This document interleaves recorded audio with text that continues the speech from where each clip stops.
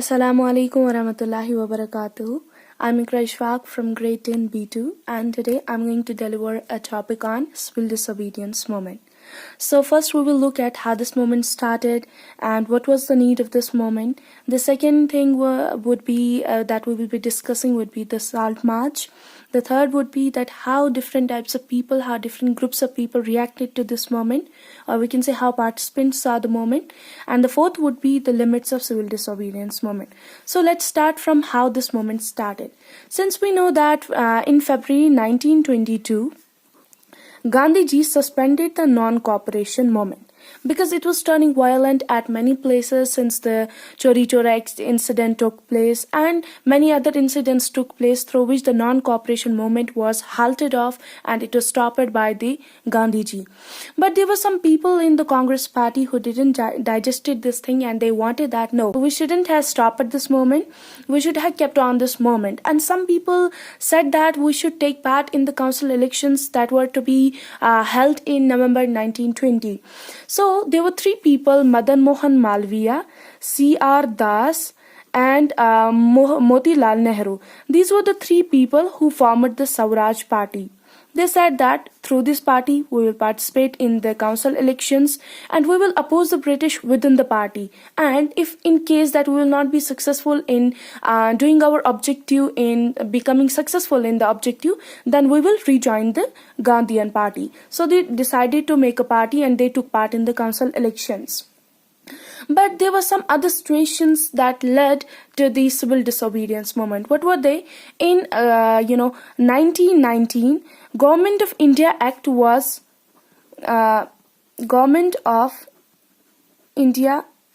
formalized.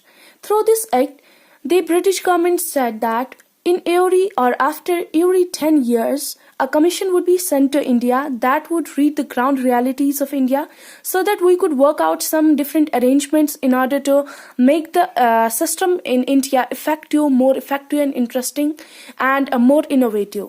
But it was to be sent in 1929, but it was sent in 1927, and it reached India in 1928. But when it reached in India, it was greeted by the slogans "Go Back Simon." It was set up by the Sir John Simon, and that's why it's known as the Simon Commission. It was greeted with "Go Back Simon" because it consisted of 7 members, and all the 7 members were Britishers. No one among them was Indian.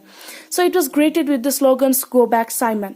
When it was greeted with such slogans, the Viceroy Lord Irwin at that time, he made negotiations. He tried to make negotiations with Gandhi and said that with the Congress and said that we will give you a dominion status, means we will give you separate electorate.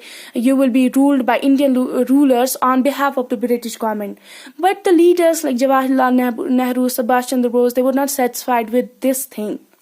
So they held the Lahore Congress, the Lahore session in 1929, and in December 1929 they held the Lahore session, and in this session they demanded that we want Purna Swaraj, means complete independence. They chose 26 January 1930 as the complete Swaraj or the Swaraj Day. When this day arrived, it didn't gain more attention than it was supposed to. It was not more innovative. It was not more attractive to many people. Many people didn't participate in it. So Gandhiji said that no, we had to take some another step in order to unite the whole India so that we could create a mass struggle against the Britishers. He decided that there are some taxes which are being levied on each and every article that is of the daily use for each rich and each poor people in the country. So we need to take some of those things into our consideration and lead the movement. The thing that was chosen was salt. Since we know that salt is a thing that's needed in every rich and every poor household. So it was something on which tax was levied, and it was the monopoly. It was not the monopoly of the government that they could levy the tax on the salt. And through this thing, through the Salt March, Gandhiji said that we would unite the whole India and through the different people, the rich and the poor people, and we could create a mass struggle against the Britishers. The same happened, but on 31st of January 1930, Gandhiji wrote a letter to Lord Irwin and jotted down his 11 demands and said that by the 11th of March, if you will fulfill these demands, these 11 demands, then we will be with you, and if you didn't did this, then we will lead a mass campaign against you, against the Britishers. Lord Irwin, he was reluctant to do any negotiation. He just neglected this thing, and when he neglected this thing, Gandhiji, he led a salt march, and one demand among them was a salt demand, that this salt tax needs to be broken, this salt tax needs to be taken back, it shouldn't prevail more in India for more time. But it was, since the Lord Irwin, he was reluctant to make any negotiations with the Gandhi.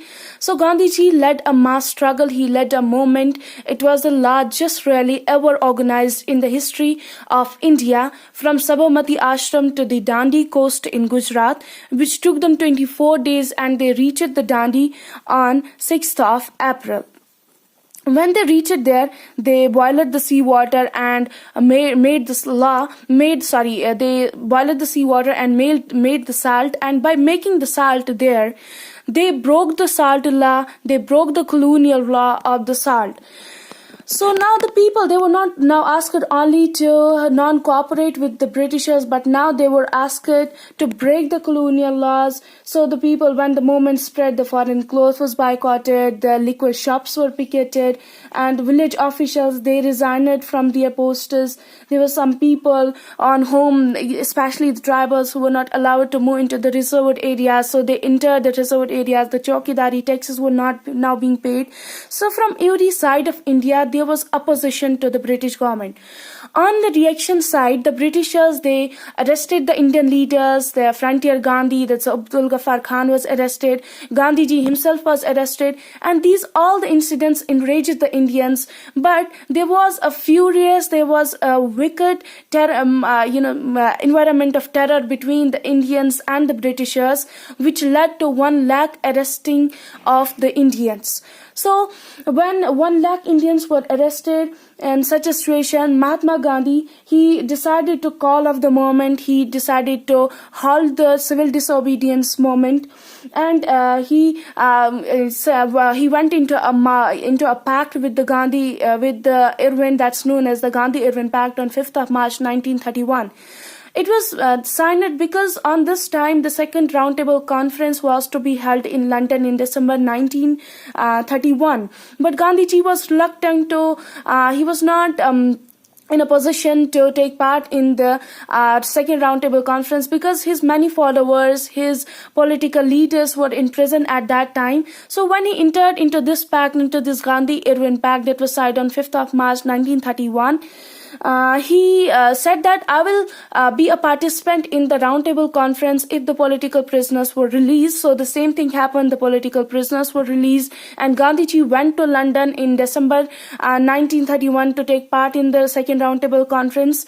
But he came from there without attaining any aim and objective. He came empty-handed from London, because in London, B.R. Ambedkar, who was the leader of the Dalit community, he expressed his views about the reservation for the Dalit community, and that reservation was accepted by the Britishers. But Gandhiji didn't like this reservation. He said that this reservation would be an obstacle in the unification of India. So without attaining any aims and objectives, he returned from London into India. When he returned in India, he found that many measures has been taken. Congress has been declared illegal. All activities of the Congress has been declared illegal. Many political leaders were in jail. So he once again started the civil disobedience movement. But by April 1934, this movement lost its momentum, it lost its force and its energy. Then it was the first thing that how this movement started and the Salt March. We covered the first two things. Now, how participants saw the movement. Since we know that different people in India had their different grievances and different objects and objectives for taking part in any movement, just like they took part in the non-cooperation movement.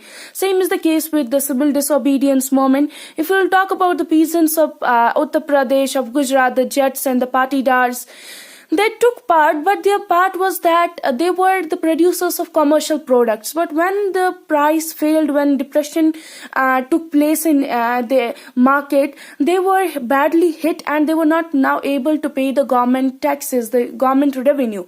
So they demanded that this tax we should be released from paying these taxes. So their demand, for them, the fight for Swaraj was a struggle that was against the high revenues. They were not having any other objective.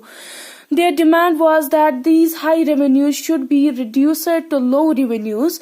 So when the moment they found that this movement can do this, Gandhiji can address our grievances, so they took part in the civil disobedience movement. And if we'll talk about the second group of people, they were the poor peasantry, whose objective was that they were not able to pay the rent they had to pay towards the owners and of the lands, as they were the tenants of small lands and they were not able to pay the rent towards the land owners.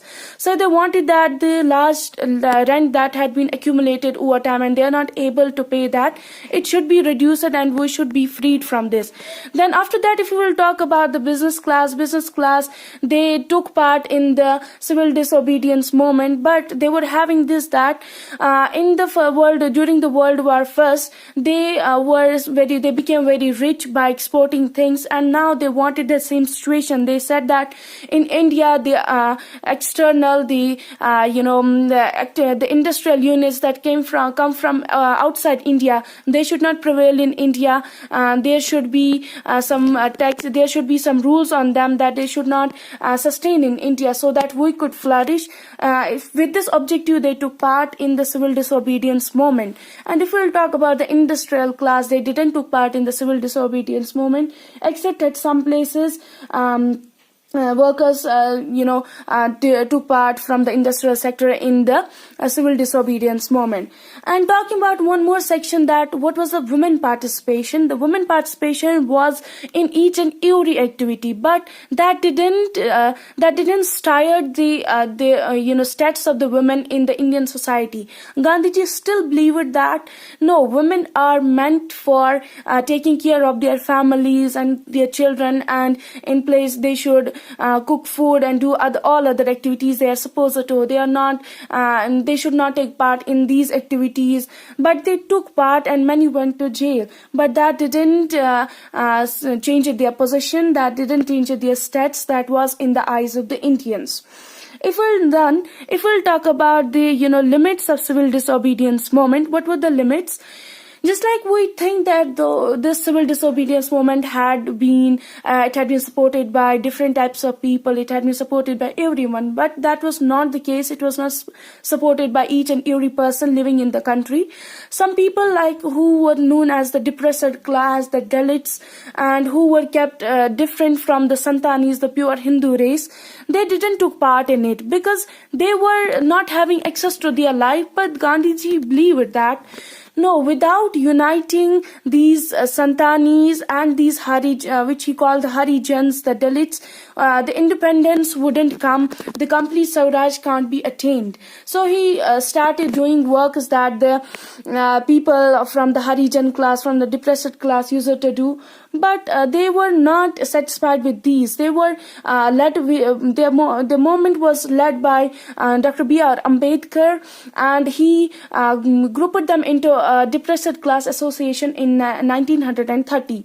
And when the second roundtable conference took place, Dr. B.R. Ambedkar, he put forward his demand for reservation, and that was accepted. He was awarded by the communal award by MacDonald. But that was not accepted by Gandhiji, and later they went into a pact. Gandhiji and B.R. Ambedkar went into a pact that's known as the Pune Pact, that was signed in September 1932. By this pact, Gandhiji accepted the reservation and the communal award was discarded. The communal award said that every separate community was given a separate electorate. The main objective of this communal award was to de-strengthen the Congress, de-strengthen the unity of the India.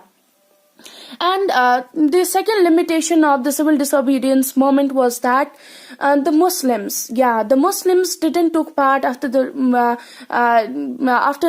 restarting of the civil disobedience movement, because now this civil disobedience movement, it was led mostly by the Hindus, and it seemed to be a Hindu party. Muslims felt alienated from this party, and when there was no way that India could be forged by Muslims and Hindus, when there seemed no way, all parties meet was said to be held, and in it the Muslims said that we should be given reservation in the central assemblies, but that was totally rejected by Amar Jayakar. So the Muslims said that we are just a minority in the country. Many Muslim leaders and intellectuals, they said that the status of Muslims is nothing but as a minority they are living in with India. They feared that their culture, their identity, their identification would be submerged under the domination of a Hindu majority. So this was all about the civil disobedience movement. Thank you.